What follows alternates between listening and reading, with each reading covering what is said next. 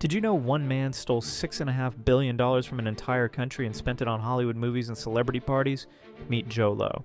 In 2013, he was Malaysia's golden boy, a young financier helping create a massive government fund called 1MDB. His job? Turn state money into the development projects. But Low had other plans. He created fake bond sales and ghost companies across Switzerland and Singapore. Then he funneled billions into his personal accounts. The spending was insane. $250 million on a super yacht, $200 million financing the Wolf of Wall Street, and millions lost gambling in Vegas every single night.